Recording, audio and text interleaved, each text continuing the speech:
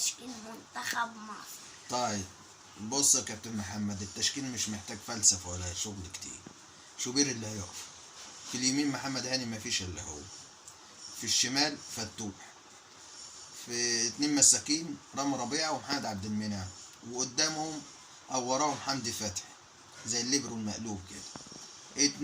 اتنين ديفندرات، مروان مهند، اي واحد منهم الاتنين زي بعض.